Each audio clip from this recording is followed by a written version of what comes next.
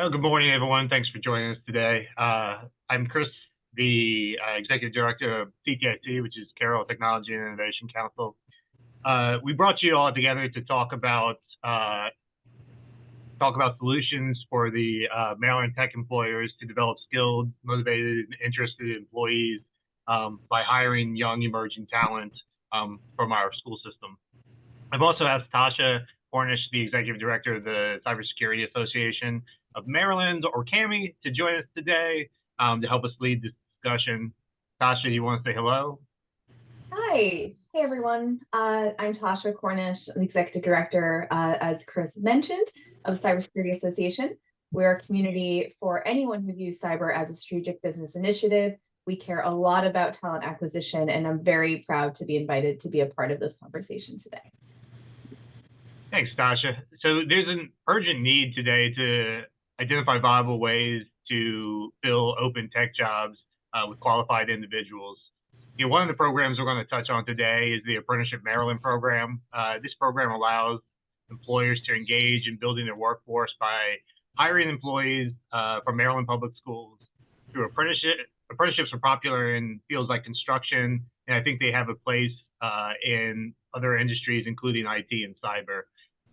We have a few representatives with us today who would like to share some of their expertise and experiences in hiring students and working with students. And I'll give them a chance to introduce themselves. So today we're joined by Greg Smith, Mike Ridge, Joe Theory, and Chris Uline. Greg, would you like to introduce yourself? And I'll go down the line. Yeah, sure. Chris, thanks so much for having me. My name is Greg Smith. I'm the CEO of the Technology Advancement Center located in Columbia, Maryland. And one of the areas that we focus on, which is very applicable to our webinar today, is workforce development. And we have supported the NSA in their apprenticeship and high school internship program for a number of years here. So look forward to the discussion today, Chris. Thanks for having me. Thanks, Greg. Mike? Oh, thank you for having me. And I'm Mike Ridge. I'm the president of Clarity Cyber. We're a company that does specialized cybersecurity work for the U.S. government. And I hired 3 youth apprentices, and I'm very happy with what it did for my company with innovation. Thank you. Excellent. Thank you. Joe, you're next. Yeah, hey everyone. My name is Joe Theory.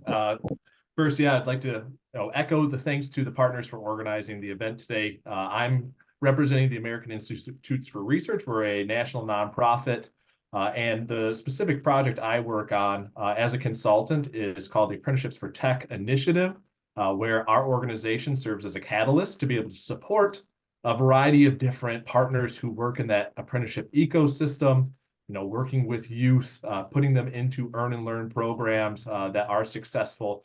So we serve as an organization that really supports employers, intermediaries, training providers, anyone who is part of that process to create an apprenticeship program, because it's not always simple, but there's a lot of supports out there. So our team has decades of experience in creating apprenticeship programs and supporting them.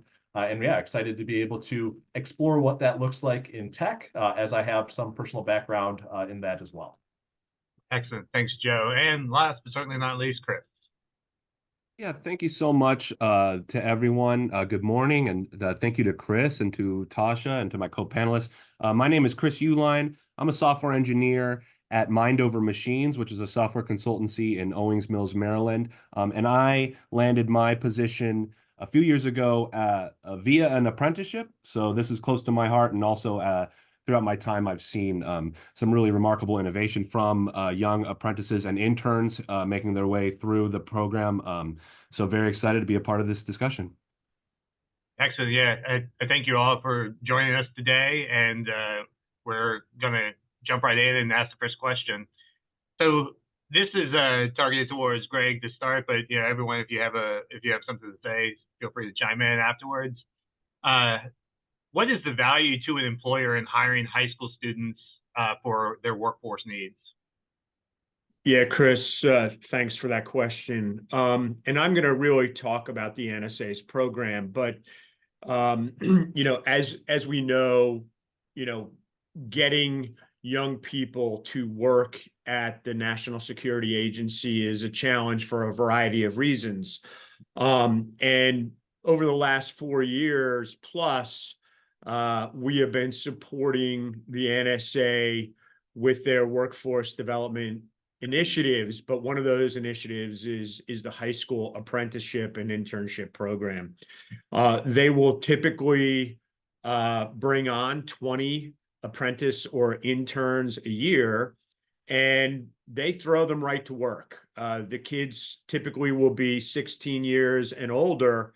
But where I first got introduced to this was with a co-founder of one of my previous companies, and he started at Western Tech, which is in Baltimore City, applied for the NSA internship program and was accepted. And his first job was to build and be a part of a team that built a secure data center right on the NSA campus itself. He stayed with the NSA, working part-time in high school and then full-time during his college years. And then at the age of 23, he jumped out of the agency and he and I started a company together, which we ended up selling. I've met a number of highly talented kids that started in this program and are now out starting companies themselves. And, from my experience, Chris, it's a outstanding opportunity for these high school students to get really hands-on experience immediately and then continue on with their career, whether they pop out in a private industry or stay within the agency itself. Yeah, thank you. Hey, Mike, do you have anything to add to that? Oop, sorry, was on mute. The answer is absolutely.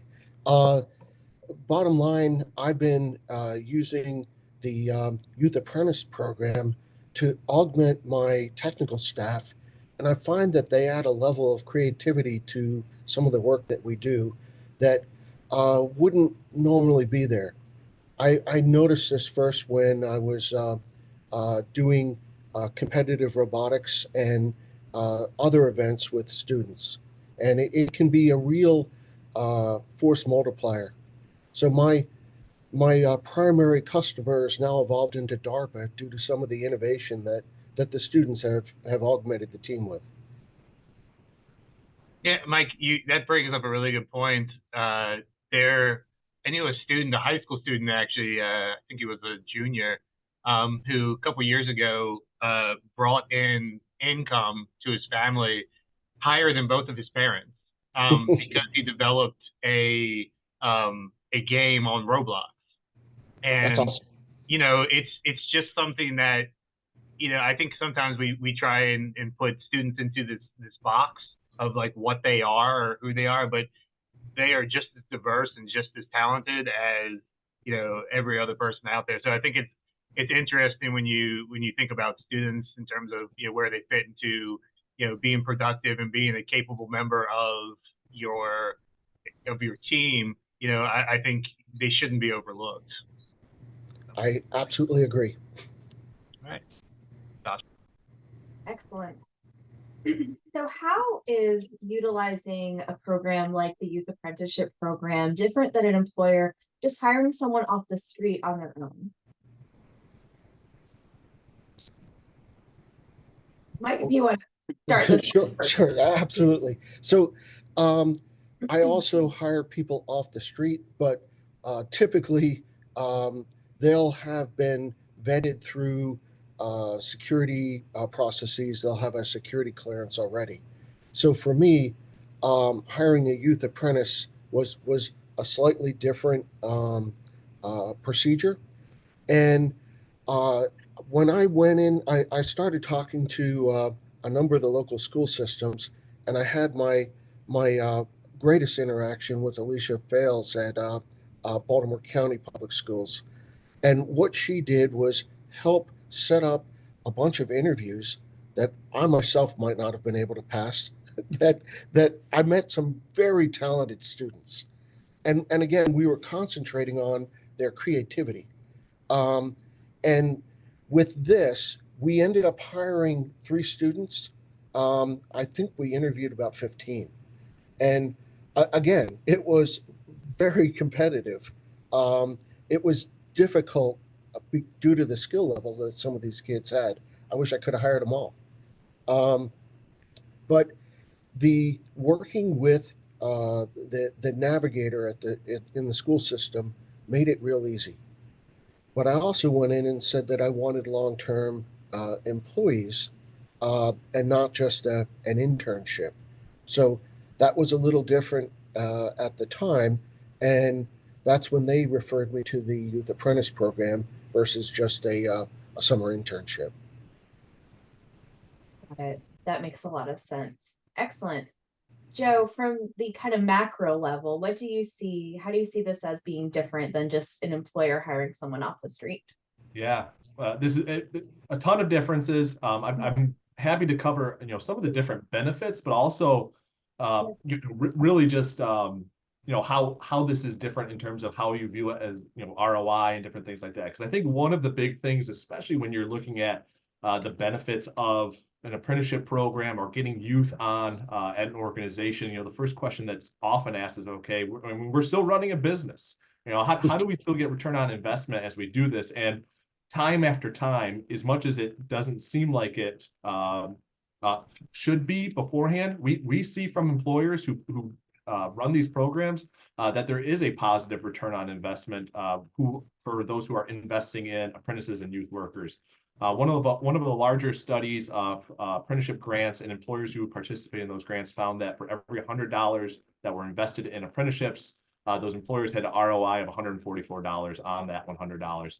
So it not only does it make business sense, but we also hear anecdotally from companies about how it increases employee morale. Mentors enjoy their jobs more when they're able to teach someone who is younger in that in their career. Yeah, so there's a variety of different benefits that might come on that macro level, whether it is a short-term youth program, pre-apprenticeship going into an apprenticeship program that you might partner with some different organizations and register through the Department of Labor. So I think a lot of this, looking at how it differs is kind of a mindset shift as well, going from maybe a reactive talent strategy to a proactive talent strategy where you're really building and priming that pipeline and having a long-term vision. So not only are you developing a pipeline for your organization, but you're also investing in the future of the workforce in general. I mean, I think that's a big piece right now that we know is a focus, not only in state levels, but the national level, seeing that the first inaugural Youth Apprenticeship Week is going to happen in May, supported by the U.S. Department of Labor. So just a few other key benefits that I do want to point out of how it may differ than just hiring someone off the street. We find that investing in these types of programs boosts employee retention. It's found that 90% of apprentices retain employment with their employer after completing the program. That is significantly higher than traditional hiring avenues. In terms of employee development, which we know is important not only in the tech world, but for younger workers to stay within their position. They want to have that investment towards them. They want to be able to have learning opportunities. When the employers were surveyed, 91% of those employers saw an improved pipeline of skilled workers, and 76% of those employers indicated that their apprenticeship program provided some future management development as well. So you're really transferring that knowledge to that younger generation and providing an opportunity to have future managers for an organization as well. And then my final thing in terms of the ROI, we talk about productivity as well. 87% of those organizations who participated said that their co-worker productivity, not just apprentices, increased.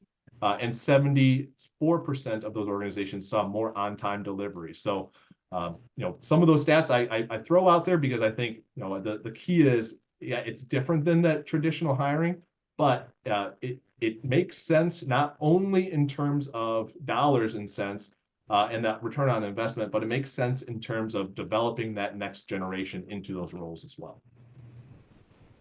Yeah, I really appreciate you sharing that wealth of knowledge, Joe. Especially, I think a lot of employers, at least when I'm speaking to them, are concerned about the cost of productivity and the cost of, the time that the mentor has to spend with the youth apprentice or youth intern, et cetera.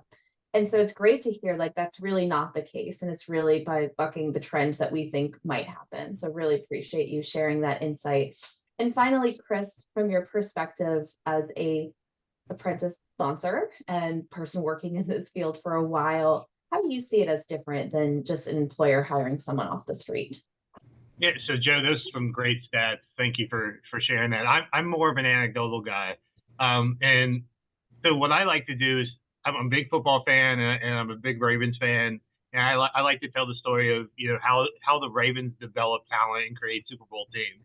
So most of the time when they're creating their roster, they're looking at the draft as the way that they want to collect talent and fill out most of their team at a discount price for at least the first 4 years, where they're getting them cheaper than they would if they went out to free agency. And so I look at options like apprenticeship as the draft.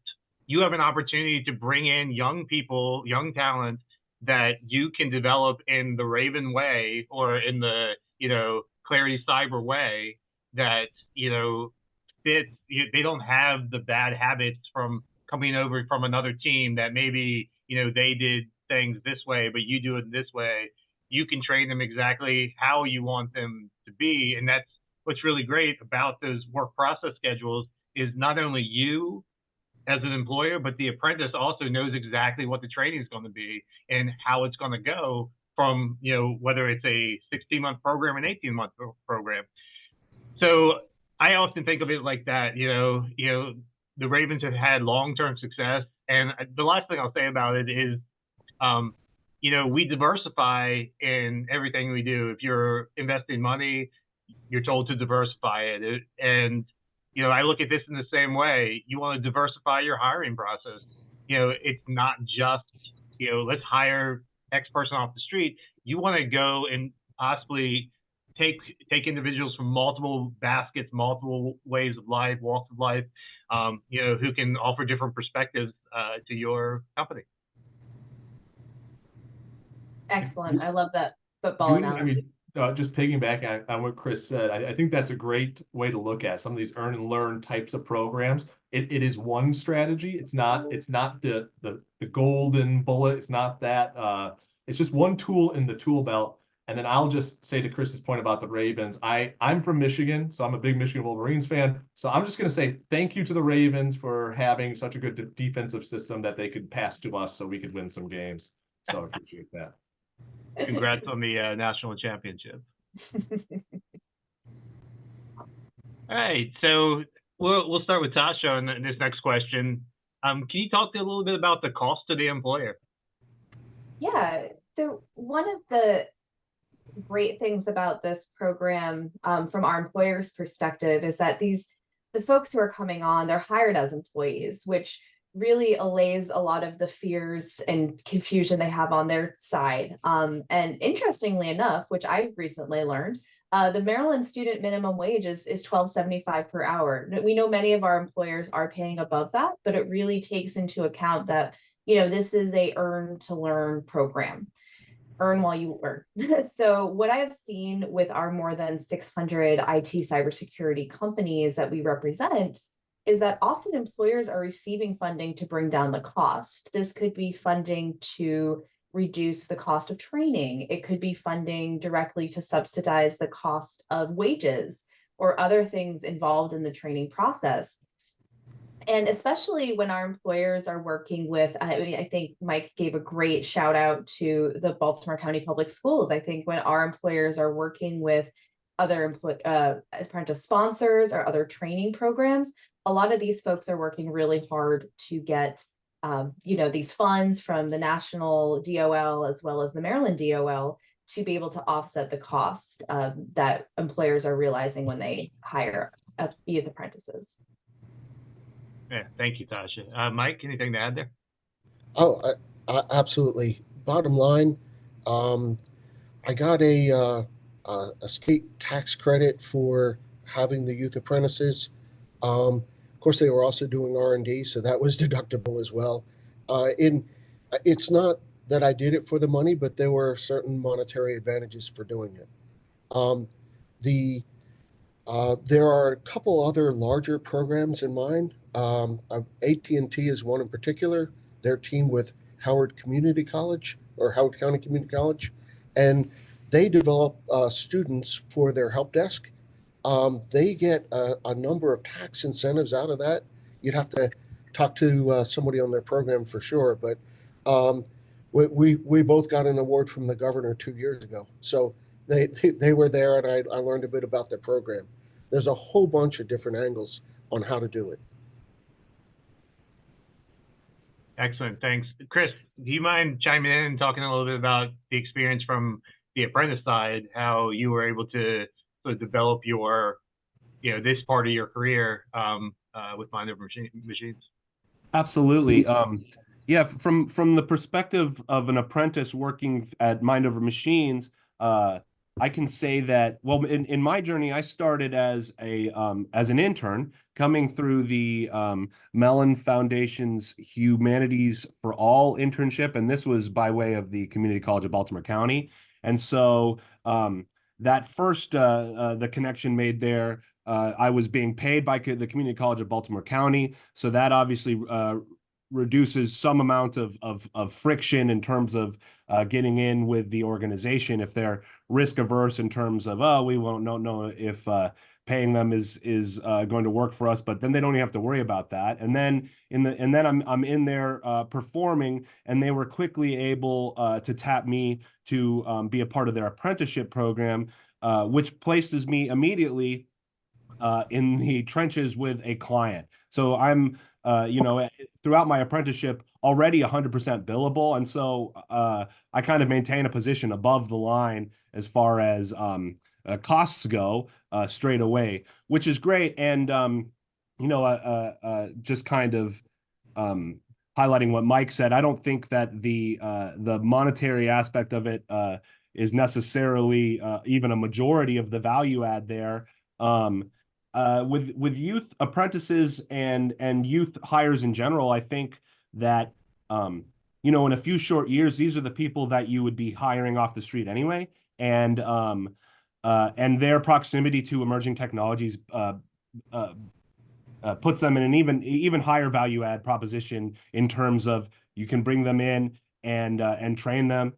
Just like in the Ravens analogy, in a specific way, and in within the context of your company's culture and the needs of the market that you're serving. And I think especially in cybersecurity, where the gap, I would say, in the workforce skill sets and what our needs on the horizon for security is concerned, that there's a huge overlap there. And boy, it's more expensive not to take advantage of the talent pool in represented by the youth.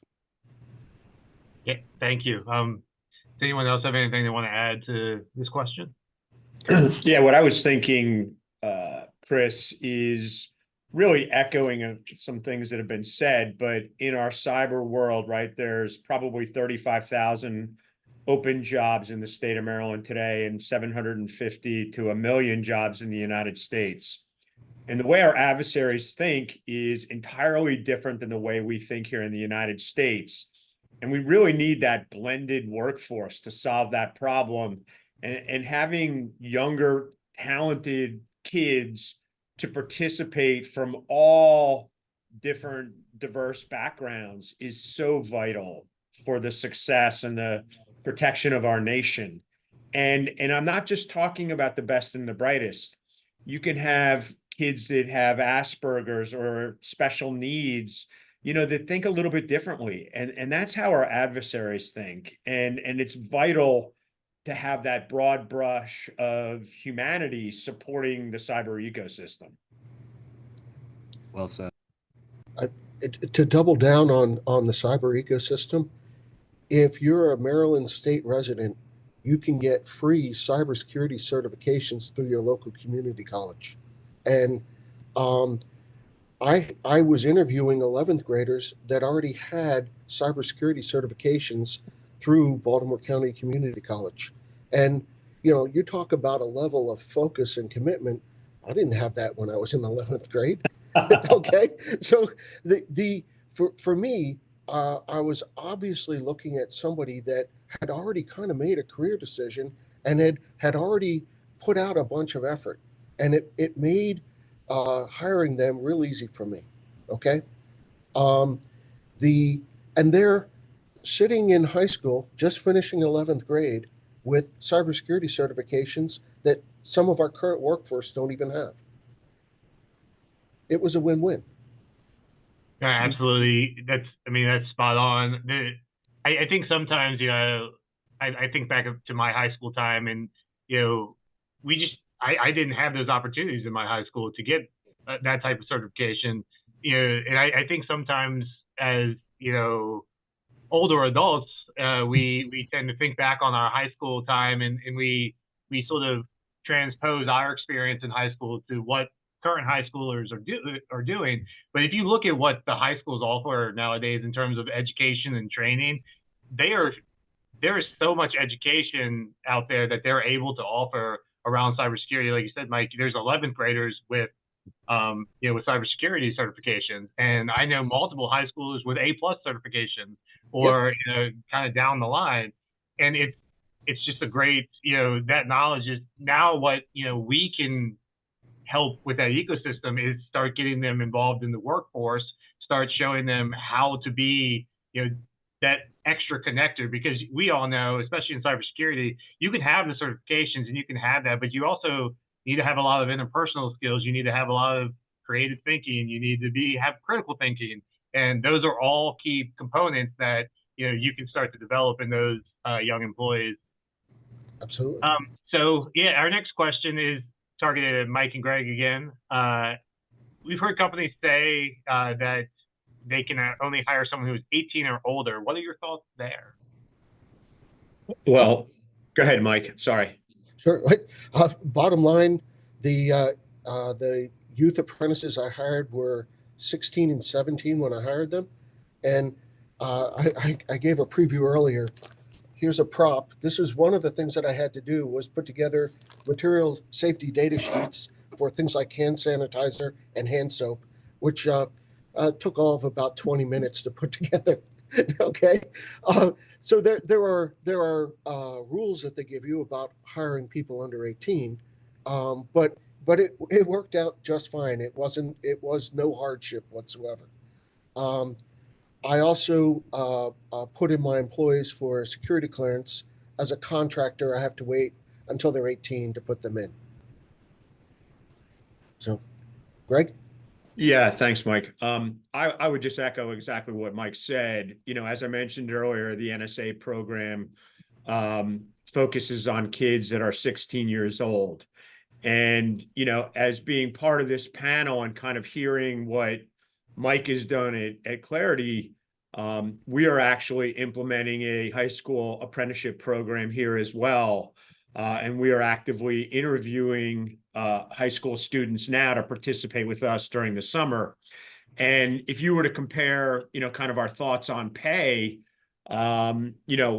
we're certainly paying significantly higher than they could get at a McDonald's or a retail store to get the best and the brightest. But if you compare them to our average staff coming out of college, it's, where it's highly competitive and very, very costly to hire a college graduate. This is a great way to get blended labor rates across your organization. Yep. Greg, if you don't mind, you reminded me of something. About 8 years ago, I was working with Ed Mullins at the Baltimore Robotics Center, and we were running a competition. And there was a team there that had just set a record for autonomous skills with robotics. So here they were They were ranked top 5 internationally in this competition. And I asked them what they were planning to do that summer, and they said they were planning to work at Taco Bell. And I'm sitting there saying, okay, there's something wrong here. Okay.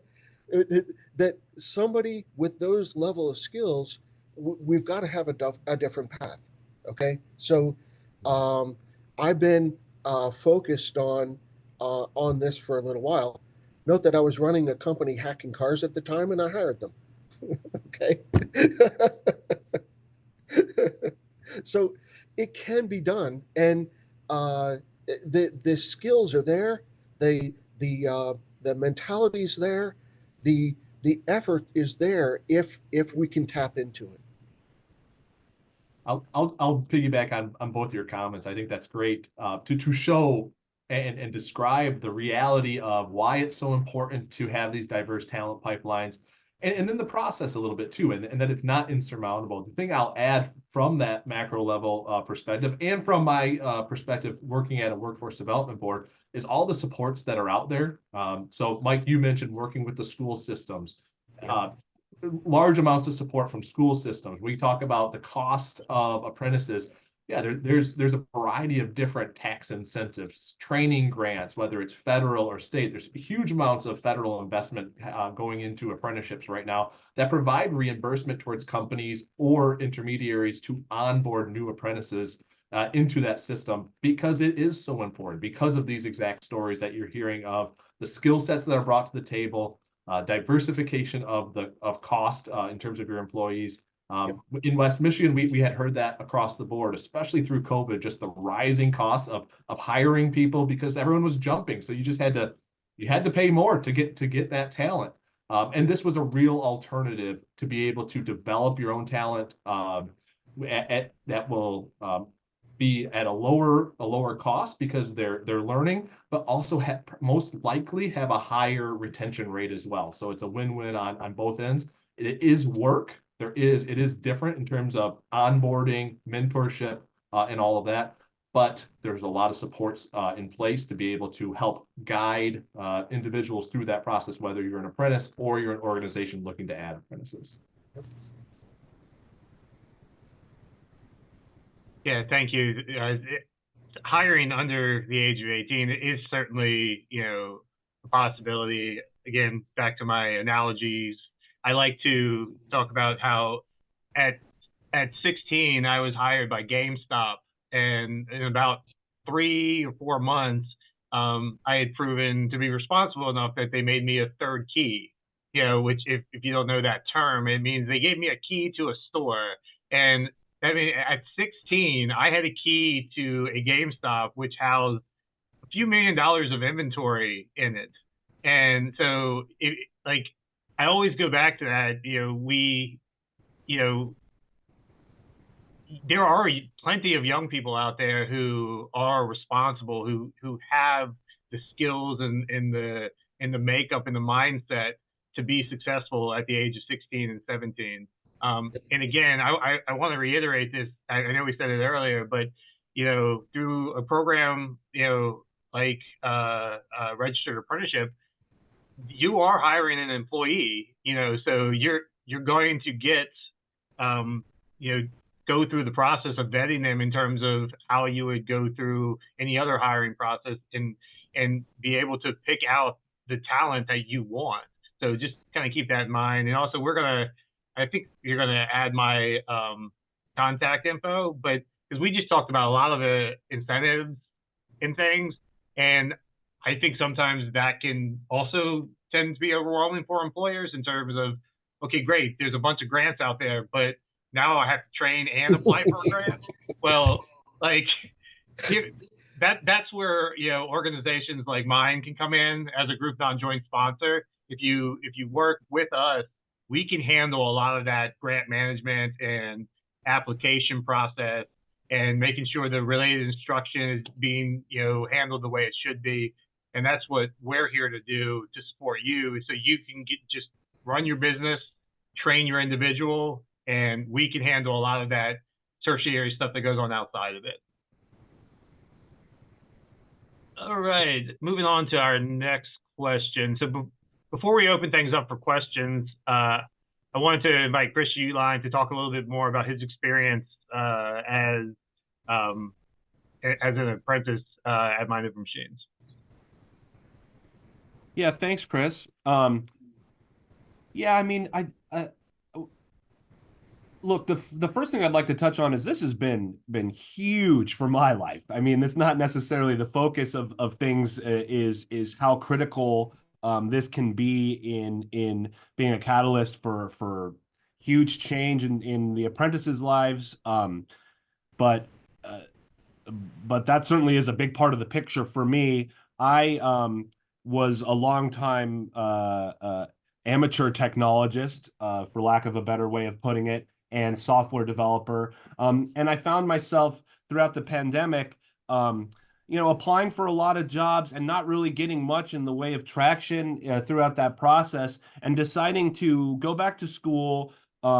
And supplement my sort of informal experience, a lifetime of informal experience, with some actual formal training, hoping to leverage that into an internship and then an apprenticeship into full-time work. And that went perfectly according to plan. And I've ended up with just the job title I was looking for as a software engineer. And so this is a little bit, I was already an adult, and it wasn't through the state that I landed this apprenticeship, but it was a huge deal for me. So that's one aspect. In engaging in programs like this, you really are allowing for majorly profound impacts on people's lives. And especially in tech, I think we've touched on this a little bit, but now more than ever, there are critical needs, both in terms of protecting the great prosperity that we enjoy in our American way of life, but in terms of now more than ever, people need a place that they belong. So being able to bring people into your organization who are both able to satisfy a great need, but also give them a place to belong. That's what I have now, and I'm still embedded in the same project that I started working on as an apprentice, and it's delivering huge solutions for the client. I mean, without going in too much into the big details of it, we have estimated that we've saved the client millions of dollars in labor through the software processes that we've designed and developed and implemented for them. So, look, I mean, it's just been a hugely positive thing for me, and anything I can do in my power to encourage others to take a chance and to do the work. I don't think anyone's going to regret it. It's a win-win situation all around. And I'd like to touch on as well. I often daydream about founding a tech startup, and I think that this ever-growing gap in the workforce skill set and the and the jobs that are necessary, especially in cybersecurity and these opportunities we talk about. Like, for example, I was not aware that the state subsidizes cybersecurity certification. This is something that perhaps more people would avail themselves of if they knew. And so maybe there's a market gap there to be solved. And yeah, maybe that's my fantasy startup is something in that. Absolutely. I want to touch on one thing to add to that. Mike, you mentioned our robotics teams that you've worked with, and I've worked with multiple robotics teams throughout Maryland. We have robotics teams that are, middle schoolers to early high schoolers that are traveling, throughout the United States and internationally for competition. So if you talk about, like, I've never been out of the United States. Well, actually, sorry, I went to Canada this past, but Canada is the only place outside of the United States I have been. And, we have middle schoolers who are having this experience. So I think, again, maybe I'm, trying to beat you over the head with that. We have young people that are very capable of working not just through education, but through experiences they've had in life. And so, Tasha, if you want to lead us in the question part. I'm happy to. And before we dive into any of the questions, I want to introduce Logan Dean here from the Maryland Department of Labor, who has been listening along and has many other resources to share. So we're going to give him some time to just highlight some of that from the state perspective. Yeah, thanks so much, Tasha, and thanks everyone for having me today and for being here and taking the dive into apprenticeship. As said in the introduction, my name is Logan. I'm program manager for apprenticeship and training at the Maryland Department of Labor. Teresa Mena is also on the call. Teresa is our apprenticeship navigator for Carroll County. We have a team of navigators to serve the entire state, and really our job is to do the paperwork for you. So when you decide that you want to take the plunge and build an apprenticeship, we're there to help put together those documents and get you through the approval processes, talk about liability, about hazardous occupations, about all those kind of considerations that go into building and operating a program. We also manage many of the grants and incentives that are out here to benefit registered apprenticeship sponsors and employers, as well as youth employers. There's a couple of mentions of the tax credit. So Maryland does have an apprenticeship tax credit, which is still available.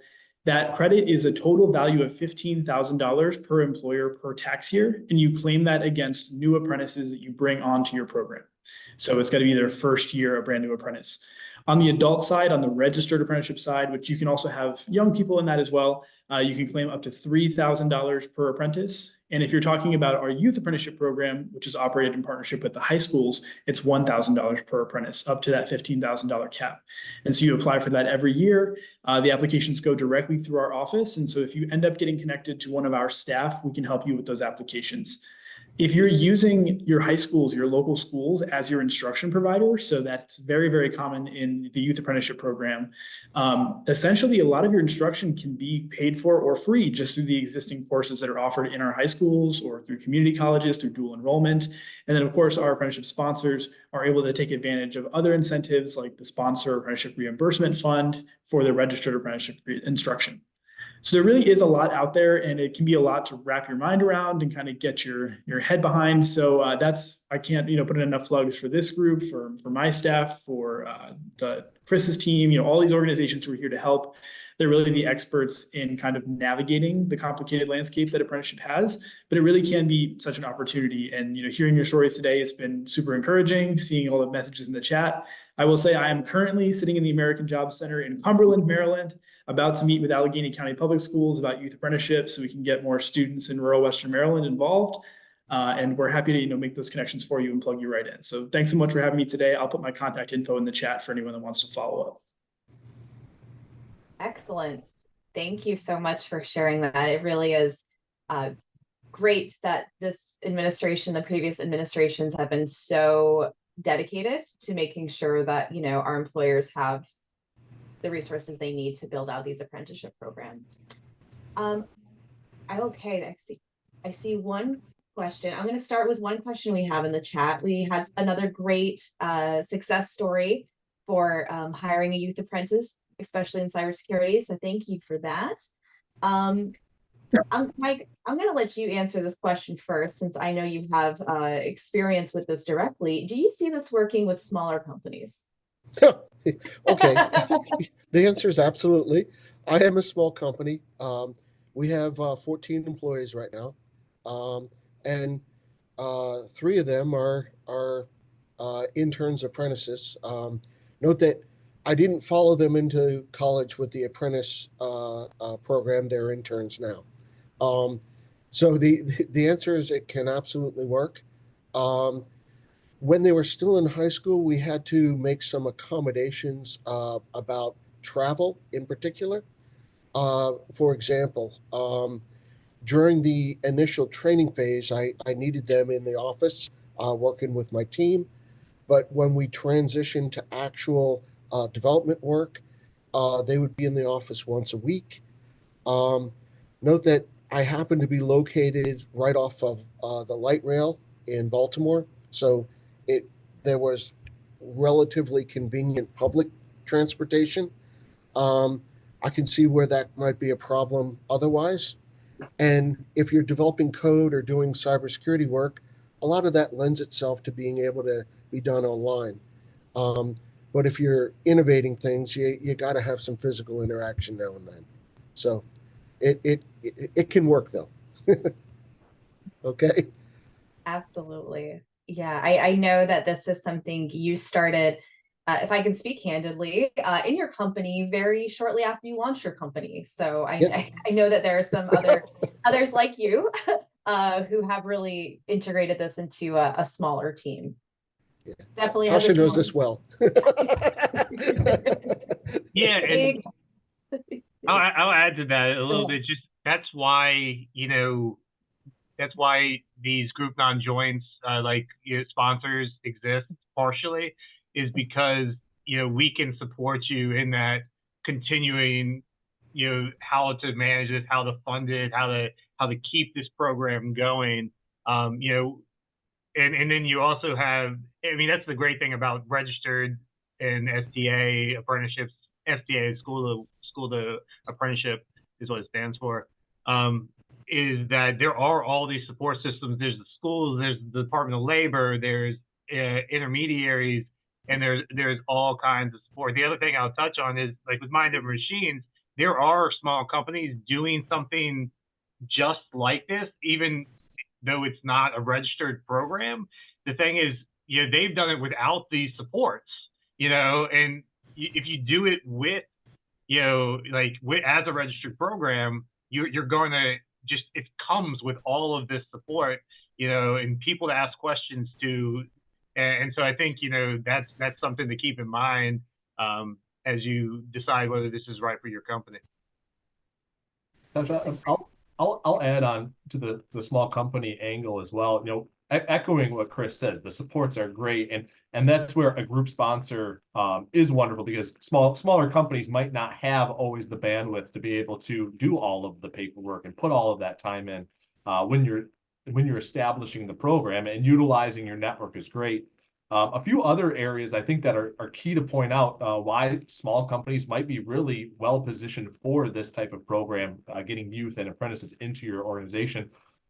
Flexibility. When you're a smaller organization, you're often more nimble to be able to adjust to things quickly.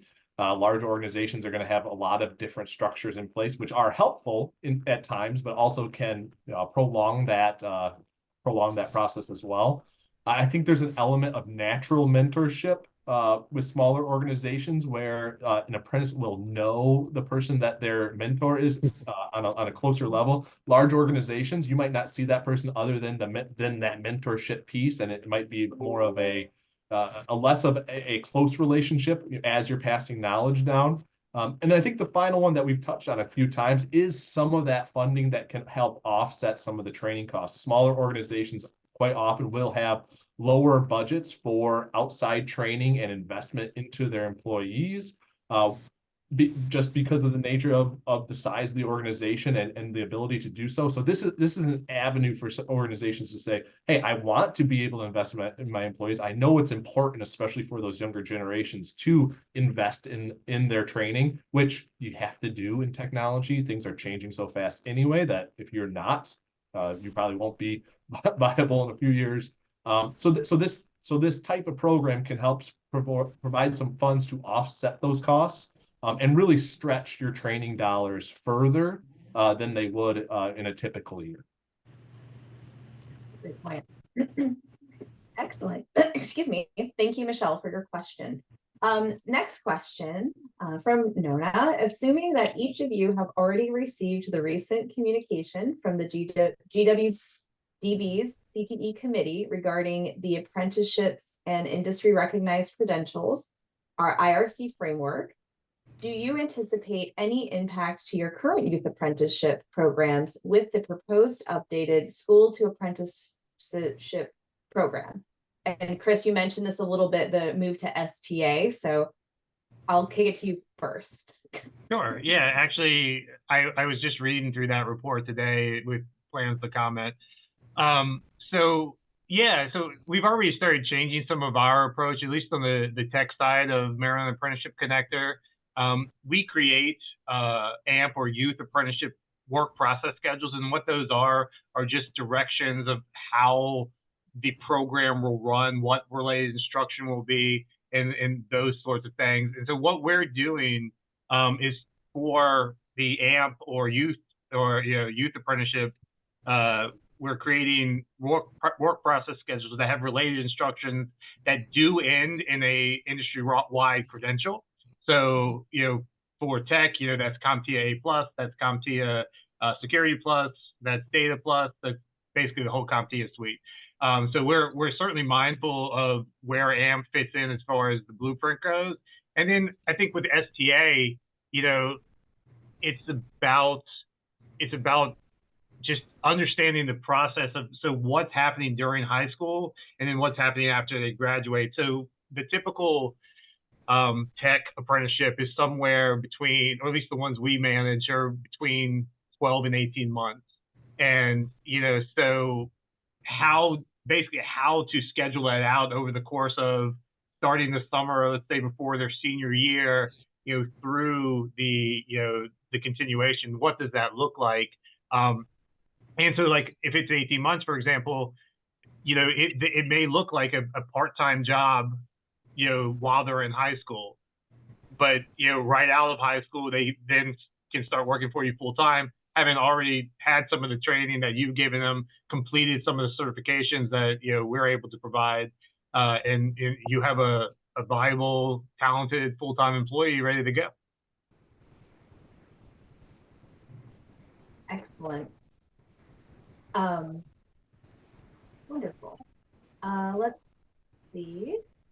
And I do think that I think that's a great document to kind of shore up some of the alignment between what's already happening at the CTE level with some of these other workforce programs. And I think it also just highlights the advantage of working with a very supportive local district like Mike has, or a sponsor like Chris and his team. Let's see. And that's the other thing I want to add to that is that's again where intermediaries can help you. So, I mean, it might be that as an employer, I was talking to an employer recently, and they have a very specific way they like to do hiring, and they like to do training.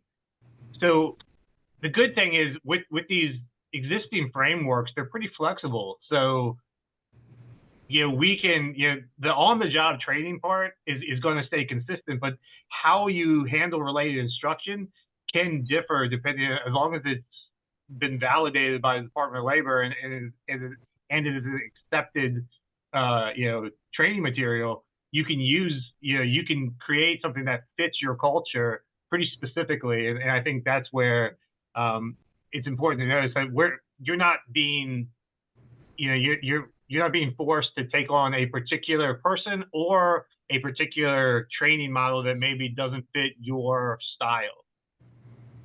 Yeah, I think I think that's a really great take-home message, because, recognizing we might have some folks on this call who are really just at the beginning and, might not be in the weeds at this moment. I do think it's really important to recognize that it can be flexible. And, you're not, I think sometimes there's a perception that you're going to be forced to accept people in this program, or, you're not going to have a lot of say in who you bring on as an employee.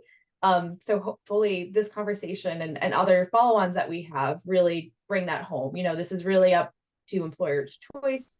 And there's a lot of supports for that to help align, what's going on in your company with what needs to be done on the admin side. Excellent. Any other questions? I think I've covered most of them in the chat. It's not really a question, but I do think we should expand on it. Mike and Logan, actually, if you don't mind, maybe talking a little bit about how remote work could work with apprenticeship. Yeah, I can hit on it just for briefly. So one of the big core components of apprenticeship is this supervision ratio. And in apprenticeship, it's going to be almost always one-to-one. So you have kind of the mentor, the master, the journey worker, and then the apprentice who's learning the trade or the occupation. And so in the cyber world and the IT world, obviously you're not on a job site where you're hammering a nail while someone's standing over your shoulder. Work looks a little bit different. So there is a role to do essentially kind of like a virtual or a distance supervision where you're just, you're available, right? You have Zoom meetings, you have your instant messenger, your chat, your email. You can be in constant contact with your apprentice without being physically next to them, in a seat staring at their screen.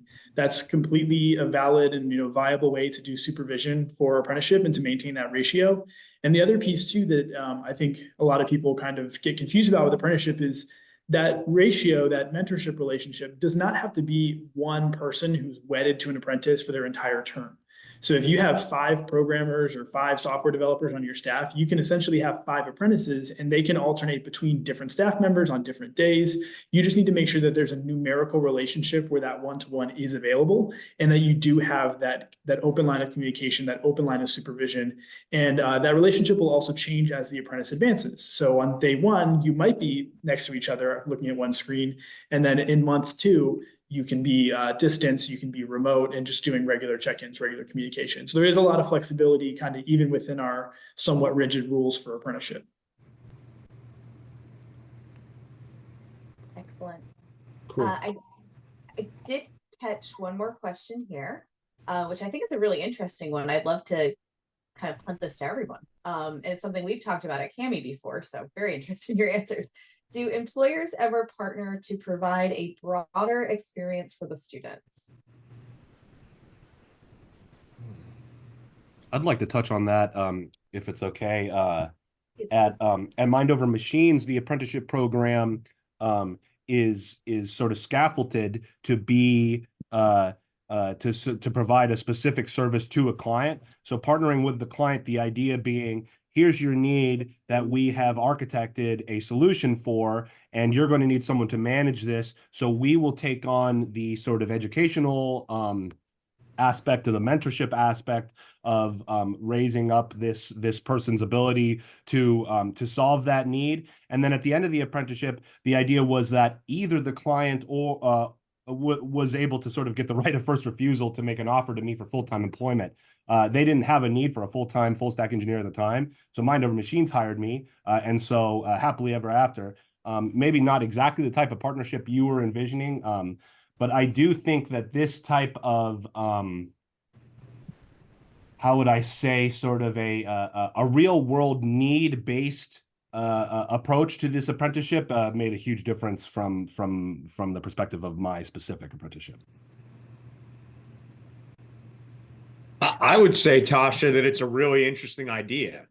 The real question becomes kind of what happens at the end, right? So let's say Mike and I partner with a particular intern and Mike's teaching him one thing and I'm, teaching him something entirely different.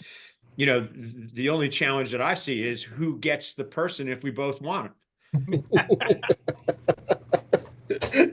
I think so. The other piece, and I'll kind of, talk on, in support of what the Department of Labor does is, there's a true, like, we truly want to keep the integrity of the program.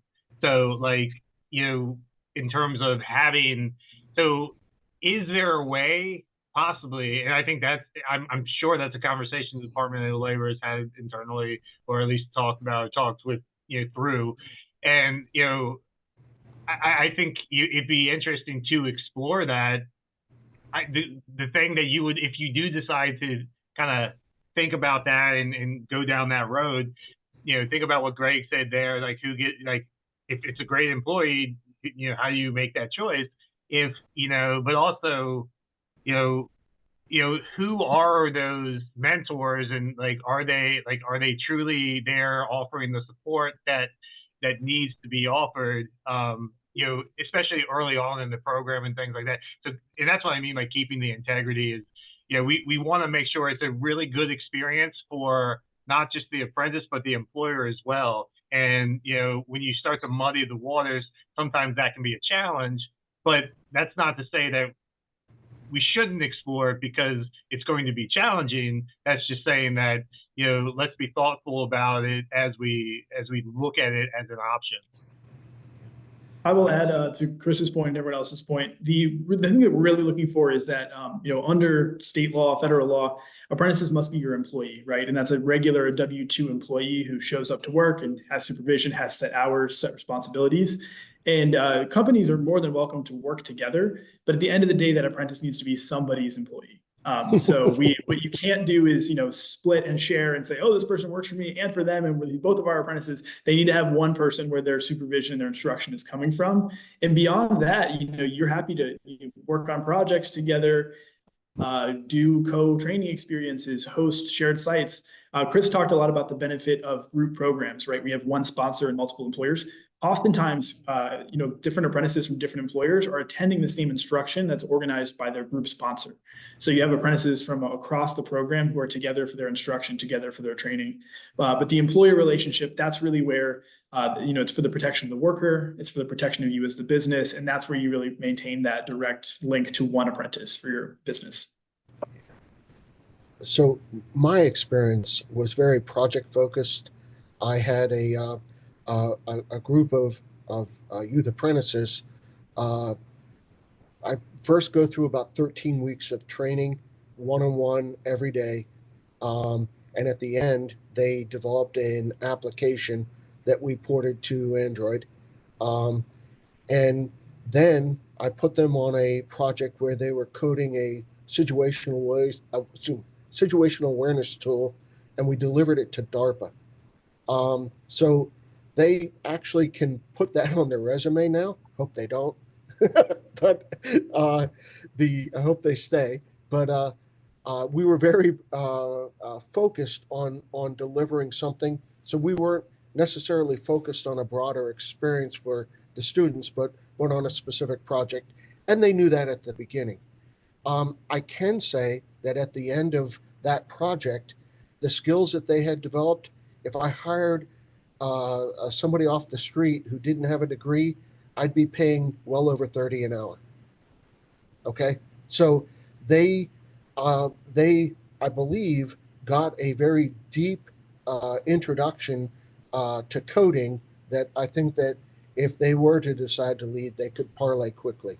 Now they're all in college now, but I think that the broader experience, I understand that, but that's usually a shorter experience with a number of different employers than the youth apprentice program is set up for. One thing that I've seen from my experience in the local workforce level, what we did in West Michigan,